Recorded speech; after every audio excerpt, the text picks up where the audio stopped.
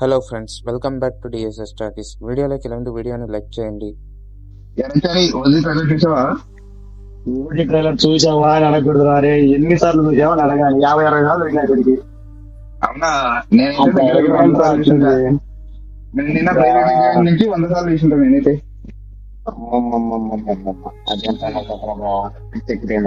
అరే first time ఒక trailer ని పైరసీ గా చూద్దాము, అసలు అసలు నిన్న మాత్రం వర్షంలో పవన్ కళ్యాణ్ మాత్రం భలే మాట్లాడారు ఆ జోస్ గా.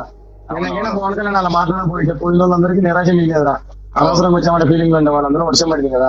అది ఇంకోటి ఏంటంటే అంత తొందర వాడడం కూడా మంచి పని చేసిండు. అసలు ఈవెంట్ కి సరిగ్గా లేదని చెప్పినా కూడా ఇప్పుడు వెయ్యి అని ఏడ్చేశాడు. అవునవును, అసలు ఆ ట్రైలరే ఒక వైరల్ అయిపోతుంటే మధ్యాహ్నం వచ్చిన ట్రైలర్ మాత్రం వేరే లెవెల్లో ఉంది అసలు. బ్యాక్గ్రౌండ్ మ్యూజిక్, దాని కథ, దాని వ్యవహారం, దాని వాడటం, అమ్మో సినిమాలో పవన్ కళ్యాణ్ బ్లడ్ బాత్ కన్నా తమన్ బ్లడ్ బాత్ ఎక్కువ ఉన్నట్టుంది. కొన్నిదర తమన్ అనిపించాడు, కొన్నిదర సుజిత్, కొన్నిదర పవన్ కళ్యాణ్, చేసిండు అనమాట మొత్తానికి. రామ్ చరణ్ డైలాగ్ ఇప్పుడు వర్తిస్తుందిరా బాగా. కరణన్న మాత్రం ఇదిగా కాదురా. ట్రైలర్ లో గమనించావా? 0.25 దిగా మామూలు చాట్స్ ఎవరా? ప్రతి ఒక్క షాట్ బానే ఉంది, కానీ మెయిన్ ఆ వైట్ డ్రెస్ లో ఏదైతే ఉందో షాట్లు వేరే లెవెల్ ఉన్నాయి. అప్పుడు నేను వస్తున్నా అని చెప్పినప్పుడు మనం చాలా సినిమాల్లో ఎలివేషన్ చూసాం మనం మామూలుగా. అవును, చాలా సినిమాల్లో ఇలాంటి ఎలివేషన్ ఏముంది, ఇట్లా చెప్తారు, ఎలివేషన్ ఇస్తారు, వస్తారు అని చూసినాం. కానీ ఇది ఆల్రెడీ తెలిసిన స్టోరీ లాగా అనిపించినా కూడా వాళ్ళని చెప్తుంటే మరి జపనీస్ బ్యాక్గ్రౌండ్ పెట్టుకోవడం వల్ల ఏమో గానీ అసలు ఒక హై అనేది ఇట్లా ఉందిరా, మామూలుగా లేదు. అవును, చాలా అయింది. ఆ ఇన్స్ట్రుమెంట్స్ ని బాగా వాడి ఆ బీజంతో హైట్ అయిపోయింది. ముంబై వస్తున్నా, తలలు జాగ్రత్త, పేరు కూడా చెప్పలేదు. ముంబై వస్తున్నా, తమలు జాగ్రత్త అన్నాడు అంతే సింపుల్ గా. ఏమి అంటాడు అనుకుంటా. నేను చూసాను కదా, ఎన్నిసార్లు చూసినా నాకే లేదు. ముంబై వస్తున్నా, తలలు జాగ్రత్త అన్నప్పుడు అసలు నేను అబ్జర్వ్ చేసింది ఏంటంటే వాడు ఆ ఫోన్ వచ్చినప్పుడు షాక్ అవుతాడు. అంటే వీళ్ళిద్దరికి ఆల్రెడీ కాంటాక్ట్ ఉంది, ఆ నెంబర్ వీళ్ళిద్దరు మాట్లాడుకునేలాగానే ఉన్నట్టు అనిపిస్తుంది నాకైతే. వాడు నాకు ఒకటి ఏంటంటే, అంటే ఒక లొకేషన్ లో వీడు ఏదో చేయడానికి వచ్చింటాడు మమ్మీ గారు. ఆ లొకేషన్ లో ఫోన్ రింగ్ అయితే అనిపిస్తుంది నాకైతే. నాయన ఏదో చేయడానికి మొత్తం ఫైర్ అయిపోయి మొత్తం అదే కాల్ చేశారు మొత్తం. మమ్మీ గారే కాల్ చేస్తుంటాడు, అక్కడ ఫోన్ రింగ్ అయితే ఎవరు అని చెప్పి చెప్తుంటాడు వీడు. సరే కానీ ఆ తలను జాగ్రత్త అన్న నెక్స్ట్ షాటే బస్సులో నుంచి ఇలా దిగుతాడు. అవును, ఆ రైలు దిగినప్పుడు ఆ బ్యాగ్ నుంచి బ్లడ్ ఇలా ఆడుతుంటది. మరి బ్యాగ్ ఏమో నేను చూసాది. అబ్బా షాట్ చూసినప్పుడు అమ్మని అమ్మ అనిపించిందిరా. అంటే బస్సు సీన్ అదేనా అయింది బస్సు షాట్ అదే ఉంటది. అరే దొరికిన తల నరికే పెట్టేసినట్టు దాంట్లో. అదే వాడు వస్తున్నాడని తెలిసి ముందే బస్ లోనే ప్లాన్ చేసింది అనమాట అయితే మొత్తానికి. అది కాకుండా అసలు 80s 90s బ్యాక్గ్రౌండ్ సెట్ చేయడం అనేది చాలా ప్లస్ అయింది సినిమాకి. అవును, ఫస్ట్ నుంచి ఓమేది ఓల్డ్ బ్యాక్గ్రౌండ్ టీజర్ అన్నీ ఉంది, కానీ ప్రజెంట్ ఉన్న బ్యాక్గ్రౌండ్ లో ట్రైలర్ లో వచ్చింది చూసినా. అది ప్రజెంట్ ఉన్నది కాదు, ఓల్డ్ అట్లా ఉన్నాడు అప్పుడు. అయినా కూడా ఒక హై మామూలుగా అసలు ఓన్లీ బీజం కూడా భలే ఉందిరా. ఇమ్రాన్ హాష్మి మాత్రం మామూలుగా చూపించలేదు సినిమాలో.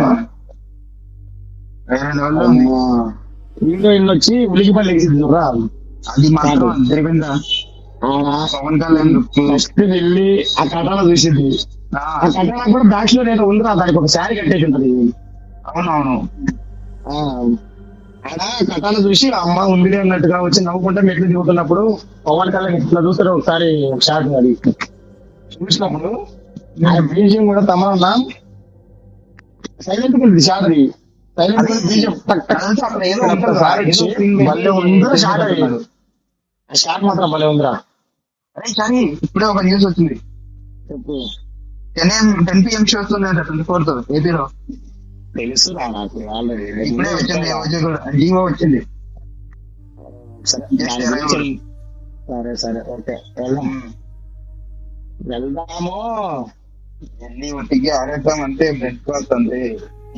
బ్లడ్ బాధ కాదు నాయన, బ్లడ్ ఏర్లై పారిద్ది. ఆ కటానా షాట్ వెంటనే ఇంకోటి లాంచింగ్ షాట్ అవుతుంది చూడు. అది ఫైట్ చేసి ఇట్లా తల్ల పెట్టి మెడ ఇలా తిప్పేస్తారు చూడరా. ఆ షాట్ అయితే రిపీట్ 10 సెకండ్స్ బ్యాక్ కొట్టడం చూడడం, 10 సెకండ్స్ బ్యాక్ కొట్టడం చూడడం, 10 సెకండ్స్ బ్యాక్ కొట్టడం చూడడం. అసలు భలే అనిపించింది. అది మాత్రం మామూలు లేదురా బావా. తమన్ బీజం ఉందిరా బావా. ప్రతి షాట్ కి వేరే లెవెల్ ఆ ఇంట్రడక్షన్ షాట్ కానీ, ఓన్లీ ఇంట్రడక్షన్ షాట్ కానీ, స్టార్టింగ్ షాట్స్ కానీ, ఆ క్లైమాక్స్ లో బెంగాల్ టైగర్ అనే సీక్వెన్స్ వచ్చినప్పుడు ఆ బీజియం కానీ, ట్రైలర్ లోనే 4-5 రకాల వేరియేషన్ బ్యాక్గ్రౌండ్ ఉందిరా దాంట్లో. అవునవును. తమన్ మాత్రం ఎన్ని బ్యాక్గ్రౌండ్ అసలు తమిళ ఒక్కటే ఆన్సర్ చెప్పారా నిన్న ప్రీ రిలీజ్ ఈవెంట్ లో కూడా. తమిళ గారు మీకు ఏమనిపిస్తుంది అంటే కెమెరా జూమ్ చేయండి అని చెప్పి మీసం తిప్పుతారు అంతే. ఒక్కటే మీసం తిప్పి సినిమా కూడా ఇలాగే ఉంటుంది చెప్తాడు. పవన్ కళ్యాణ్ ముందే అన్నారు వాడు మీసం తిప్పింది పవన్ కళ్యాణ్ ముందే. మన పెళ్లి బాబాయ్ మాత్రం కుమ్మేశాడు బాబా. అసలు మామూలుగా కూడా కాదు ఆయన. ఈసారి అనిరుద్ధికి బ్యాండ్ అయితే అల్లుడితో మనకేం పనిలే. అల్లుడికి పెద్ద అనిపించలేదు. వచ్చింది కదా తమన్ కూడా మీసం తిప్పి మరి. వాళ్ళ తమిళ 3 సినిమాలకి మనం ఈ ఒక్క సినిమాతో సమాధానం చెప్తున్నాం అన్నాడు. ఒకటే మాట. ఇప్పుడు ఏమైందిరా నాయన, ట్రైలర్ లోనే ఎట్లుంటే రేపు థియేటర్ లో బాగా జస్ట్ యావరేజ్ టాక్ వచ్చినా కూడా దద్దరిల్లిపోతుంది థియేటర్ మొత్తం.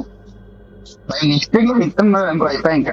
జస్ట్ యావరేజ్ టాక్ వస్తే దాంట్లో మామూలుగా ఉంటుంది సినిమా. నేను క్లియర్ అయిపోతున్నా.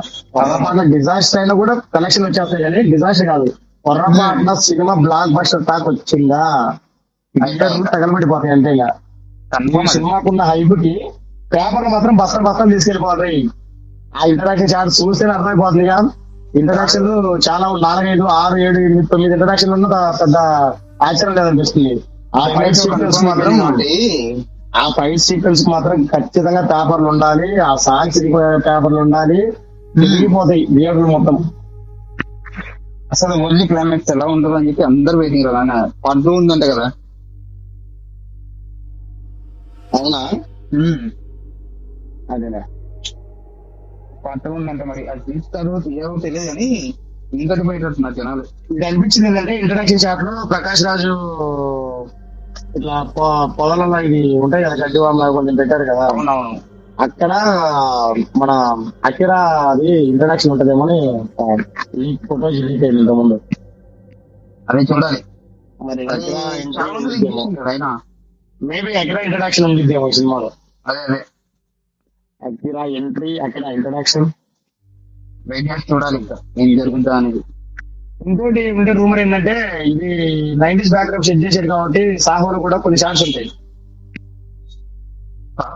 ఉండవు అనుకుంటున్నాను. ఉంటాయి కానీ పొరపాటున మాత్రము కనెక్షన్ చేశాడా అయిపోయి ఊహించుకోసారి అనుకుంటున్నాం మనం. ఉంటది ఒక ఏదైనా ఫీలింగ్ తో పోతే మళ్ళీ సినిమాలో అటు ఇటు ఏదైనా అనిపిస్తే బాగా ఫీలింగ్ వచ్చింది. ఉండదనే పోదాం. ఒకవేళ ఉంటే మేబీ ఒకవేళ ఉంటే మాత్రం అసలు ప్రభాస్ అన్నా పవన్ అన్నా ఆ ఇద్దరు కట్అవుట్ లో వేరు ఆయన. సినిమా ఇంకా ఏం చెప్పడం వస్తుంది. యావరేజ్ అయినా ఒకటే, హిట్ అయినా ఒకటే, ఫ్లాప్ అయినా ఒకటే. వాళ్ళిద్దరు చూడడానికి రిలీజ్ రోజే వచ్చేస్తారు కలెక్షన్ అంతా.